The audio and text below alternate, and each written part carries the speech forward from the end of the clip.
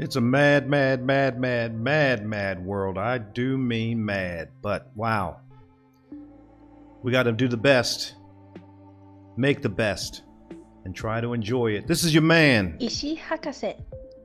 I'm going to try to bring you something funny and something weird and strange and unbelievable, maybe even a little stupid and refreshing, to get you thinking a little bit about all the good and crazy stuff we have going on in the world. So you know what to do. Kick back and let's enjoy for a moment. This has been a tough week, a really tough week. But I want to first say I appreciate everybody who checks in and gives a listen. I respect you. I can't wait to meet you. I can't wait to stay in touch with you. So thank you once again. But as I said, this has been a tough week. There's a lot of unfortunate news going on in the world. First, these reporters will just not give Naomi Osaka the space that she needs. All right, and let's remember, yes, she's a world-class athlete, but she's also a person with feelings and with shortcomings. And just give her time, just give her space. We see that these athletes, they enter into these contracts where they have to talk to the media, and sometimes you don't really have anything that interesting or that profound to say. And I think that's okay. I mean, we saw just a few years back Marshawn Lynch, who wouldn't talk to the media, but he was contractually obliged to do it, so he started getting fined. So his whole thing was, okay, I'll go and talk to the media, but I'm not going to say anything. Thus, the very infamous line, "I'm just here so I don't get fined." And, you know, that actually became the story. And it doesn't have anything to do with, you know, football or the teams. And it's like, this thing has just totally gone sideways. And Marshawn Lynch, that's a bad boy. That's beast mode. And he shouldn't be known for that press conference. He should be known for what he actually did on the field. But that's now a part of our lexicon. I'm just here so I don't get fined. And unfortunately, we've seen the tragedy that's happened in Haiti with the earthquake that was followed by storms. And of course, you know, we pray for those people because they've had a rough time of it. And unfortunately, we have seen the chaos and the anarchy that's happening in Afghanistan right now. And so, if that's not traumatizing enough, we also now have to listen to the blame game. It was this administration's fault. It was that administration's fault. This thing has been going on for 20 some odd years.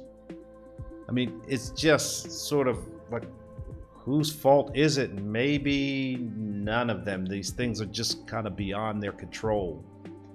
But I hope this gets sorted out, especially the whole issue of how women are being treated under the regime of the Taliban. And then you probably heard the news that New Zealand is shutting down because of COVID. And New Zealand just a year ago was the country that everybody aspired to be, you know, the country that had no COVID cases, and they were open and they were moving free and their economy was fine. And then boom, it changed. And COVID is ravishing our planet. And we really need to be vigilant. We're not out of this yet. We need to be safe. We need to follow the proper precautions, because if we don't, it's just going to be longer before we can actually get out and travel. And I'm just like you. I am really yearning for the days when I can go out and travel again. You know, I liken myself as a citizen of the world. I want to experience as much of the world as I can. I want to meet new people. I want to try new foods. I want to go to new places. I want to learn about different histories and cultures and religions, the whole thing. I want to take it all in as long as I have the ability to be on this planet. But it's getting hard. If people ask me, Ishi, what's the favorite place that you've been? And I've had the good fortune of visiting quite a few places. I would probably give a different answer each week. For example, if you ask me today, wow, Rio de Janeiro is a spectacular, beautiful place with beautiful people who appreciate nature. And I watch my friends in Rio de Janeiro actually applaud the sunset. If you ask me next week, I might say the Yosemite Valley in California. And thank goodness, years and years and years ago, when they wanted to make the valley a tourist destination in terms of, luxury resorts and hotels and all of this, and people really fought that off, and just to preserve its natural beauty, that was the right choice. So if you haven't been, you make sure you go there. And then of course you've got all these wonderful places in Europe. I would say one of my favorites, of course, is Prague. It's a beautiful, beautiful city with really, really good beer. And Tanzania and Kenya are wonderful places on the African continent, and New Zealand and Australia and Asia and Southeast Asia. There's so much that we have to take in. And I have enjoyed all of the experiences that I've had. But then I thought for a moment, but you've had some bad ones. They're not always good. It's not necessarily the experience of where you are, but it's the whole issue of traveling to get there. And the quality of this service has been going down and down and down and down. I mean, for instance, have you heard this rumor that when you check into a hotel or Airbnb, you should store your luggage in the bathtub? And I thought, where did this come from? This doesn't make a whole lot of sense. Well, it turns out it's probably a good idea, because you never know if there's going to be bed bugs. Damn! Now, one of my friends, Ju, she went to Egypt. It was the trip of a lifetime, and she was so much looking forward to this. And then she got to her hostel, and then all of a sudden she got a little itchy, and she realized that she had a bed bug infestation. And she told me it was the most miserable flight back home that she had ever experienced. She spent the whole time itching and scratching and itching and scratching and itching and scratching. So maybe you should keep your luggage in the bathtub. I tell you, me personally, I have had my fair share of great travel experiences, meeting wonderful people, having great food, having even special tours, people taking me to places that were completely off the grid and completely off the map that you never see in some of these travel services.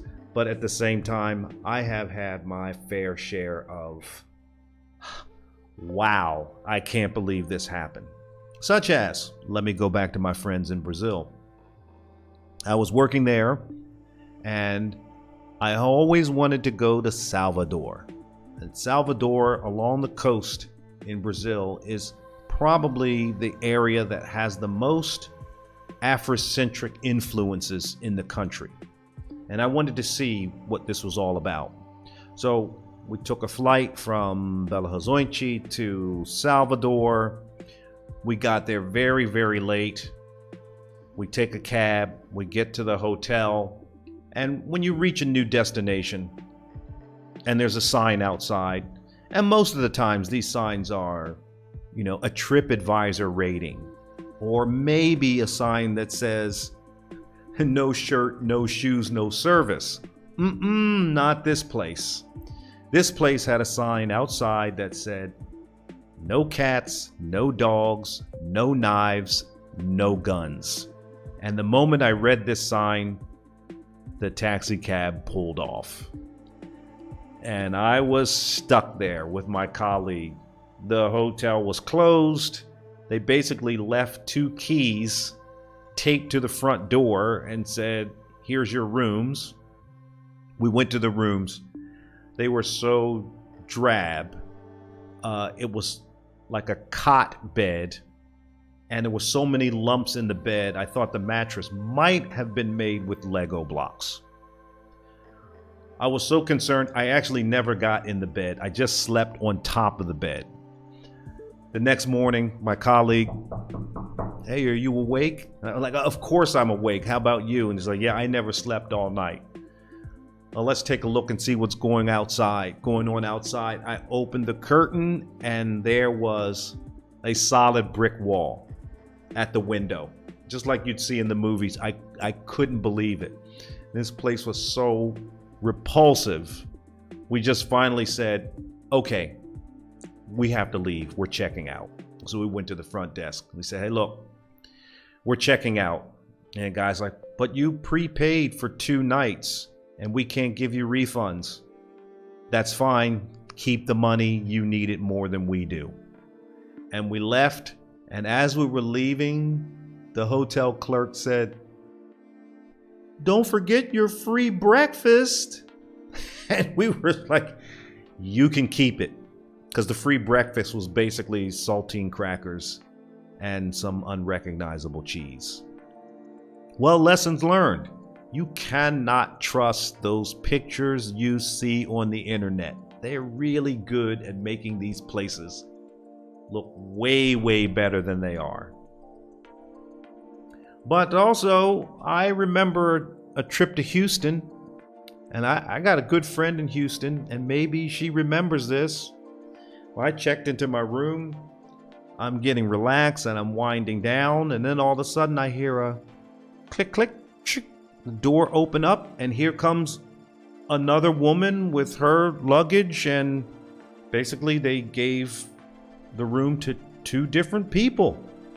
And she was as surprised as I was to see this beautiful brown man in the room, but she took off running. I took off running after her. We both made a fuss at the front desk. We finally got it resolved. I stayed in the room. She got another room, and that's cool. But then I had some business the next day, and then when I came back to my room, I go in the toilet. I look down in the rubbish bin, and what do I see? I see a roach. And I don't mean the brown 6-legged roach. I mean the other roach. And some people might refer to that as a spliff.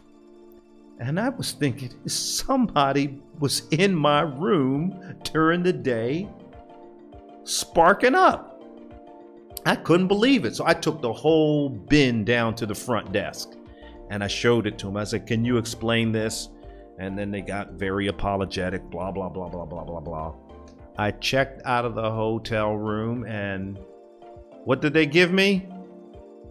A $10 or 10% off gift certificate for my next visit to that hotel. F you, I am never coming back to this hotel. Good luck and good riddance.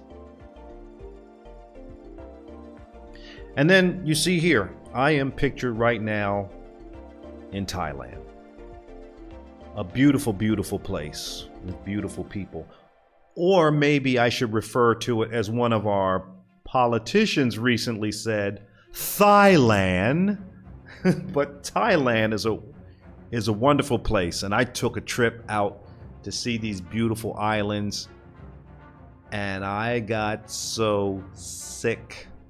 I got spirally eyes, blue in the face, puffy cheeks, wobbly sick, and it was so bad I just said, just throw me overboard. Just put me out of my misery.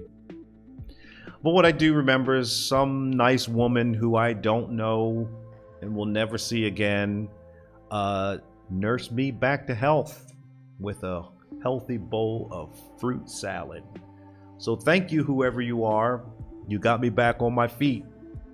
But, you know, lesson learned, when somebody gives you a plate of food in Thailand, you should ask what's in it first. And then if I go back to Rio de Janeiro, and I got the great pleasure of enjoying time on the beach with one of my mentors, Peter Meggert. And I have mentioned Peter Meggert before. He's a wonderful, wonderful, prolific designer. And I was there with another group of people, about 10 or 12 other people. Those folks went off to play beach volleyball and barbecue and drink. Peter and I grabbed 2 chairs. We sat there and we watched the ocean and talked about so many things. And I was just drawing in all the wisdom from Peter. And just so you can picture, Peter is from Switzerland. At the time, he was in his 70s. He's balding and has a big white beard and rather pale skin. So it is very clear that he is not from Rio de Janeiro. But as we had to gather up and close our day, I went over to the other group. I walked over and said, look, our bus is coming in about 15 minutes, so let's everybody gather up all of our things and meet at the rendezvous point so we can get back to the hotel.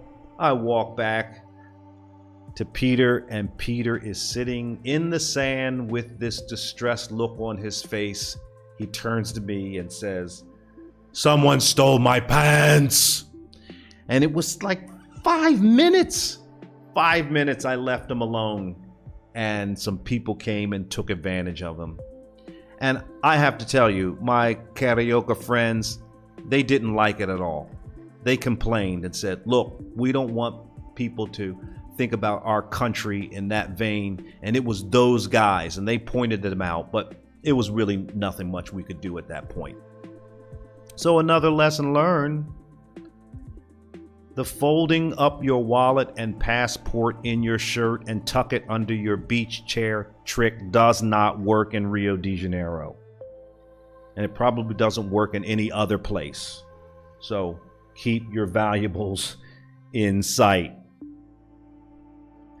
And speaking of valuables, boy, did I have an experience in Vietnam, in Ho Chi Minh City.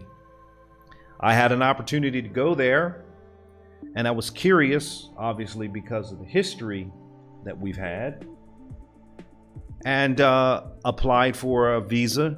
Need a visa to enter Vietnam. I applied, paid for it online, got my documents, printed them out, had it in my little portfolio with my passport, take the flight to Ho Chi Minh City, and then I go and get to passport control.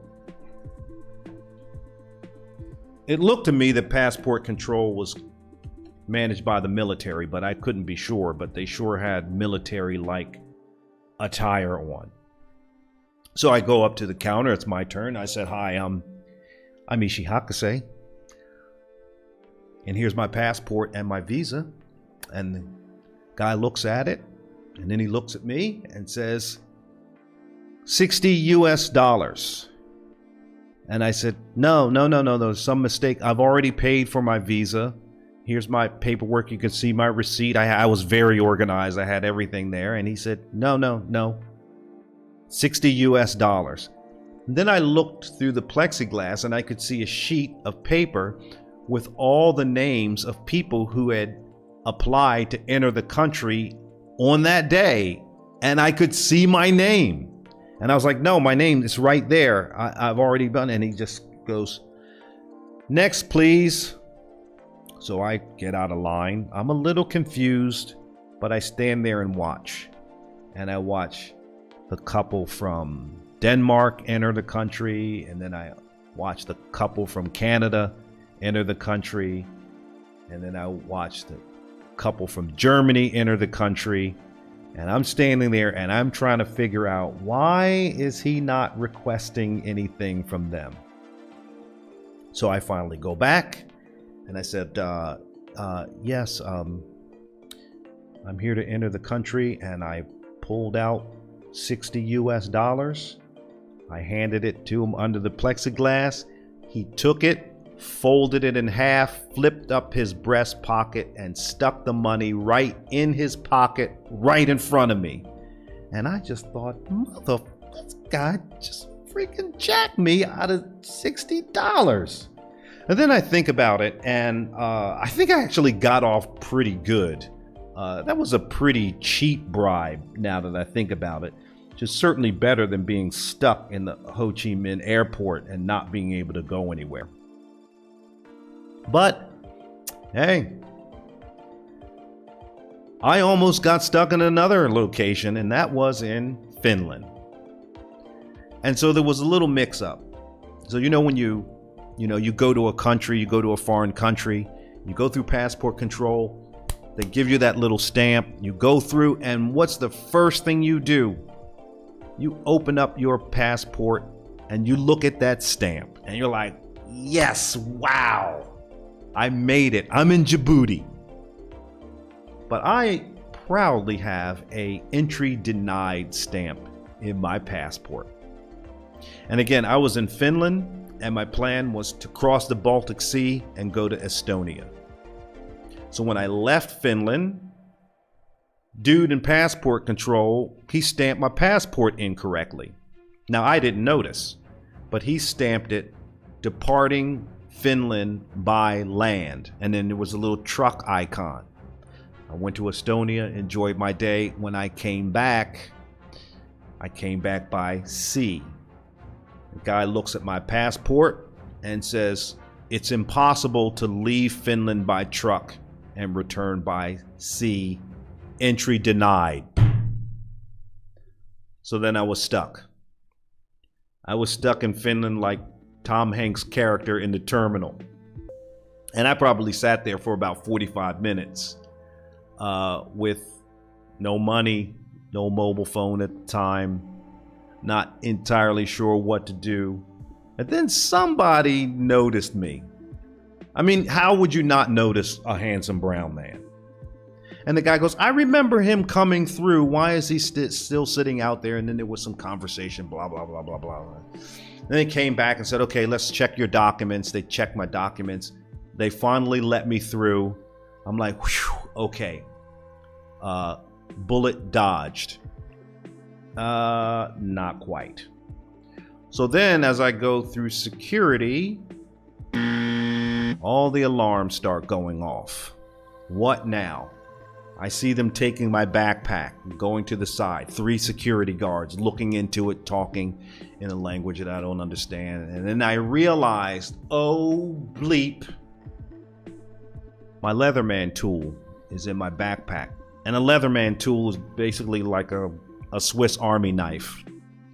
I think they're better than Swiss Army knives. My apologies to you, Peter. But I have my Leatherman in there. They call me over. Excuse me, sir, is this yours? I said, yes, it is. Guy opens it, pulls out the knife blade, walks over to me and says, can you show us how this works? I was, oh, of course. Yeah, we got pliers and scissors and a tape measure and a bottle opener and a file, blah, blah, blah, blah. And then they went and they played with it. And then the guy looks at me and says, can I buy this on Amazon? I said, oh, yeah, I'm pretty sure. It's probably got a couple of different versions of it on Amazon. And then they packed it up and gave it back to me and said, have a great day. Bullet number 2 dodged. But wow, I had a laptop fall on my shoulder from the overpacked overhead bins. And what did the guy say to me? My bad. My bad, dude. You almost separated my shoulder with all of this nonsense. You don't have to bring all of this stuff and pack it into the overhead bins. But maybe the worst is flying across the world and I just dozed off. I'm closing my eyes and I'm feeling good and I hear and I open my eyes, I look at my sleeve and I see all these little speckles on my sleeve and realize the guy next to me just sneezed on me. Ugh, my gosh, I looked at him, I was like, dude, did you just sneeze on me? And he's like pretended to be asleep and then he turned his shoulder the other way. And this is the kind of behavior on why we can't get past this COVID. You know, people, you got to lock that stuff down. You know, if you're not feeling well, you know if you're not feeling well, don't go out. Or throw on a mask. Have some courtesy or some decency, for goodness sakes. You know, I don't know. This is probably the same guy that goes and uses the toilet, doesn't wash his hands, and then sees you in a meeting and goes, hey, it's very nice to meet you. And then he wants to shake your hand, and then 2 days later, you can't figure out why you're sick. Okay, that rant's over. So I'm asking you all, when we can get out there and start traveling again, be patient, be mindful. Don't freak out like these people you see carrying on, you know, having to be duct taped to their seats on these low-cost airlines. You know, you have to remember, these flight attendants, they didn't get into this business to be confrontational. You know, they're not sitting there like, okay, what's my next career choice? Security guard, bouncer, MMA fighter? No, hell no. Flight attendant. That's not what's happening here. So, as I say all the time, you know, stay positive. We're going to be back on the road soon enough. When I can get off this island, I want you all to meet me in Bora Bora. That's my time. Make sure you subscribe. You know why. Platform doesn't let you do anything unless you have subscribers. And if you have news that's weird or funny or shocking or goofy or generally unbelievable, send it along. You know how to reach me. Ishi Hakase. You can find me on Instagram. Make sure you use that dot. Ishi That's Hakase. very important. And I hope you enjoyed this news or not news, because the world's a very interesting place. It's a curious place, and we need to keep our heads up and spread the word of positivity. Stay safe and much love. I appreciate you all. I'm out.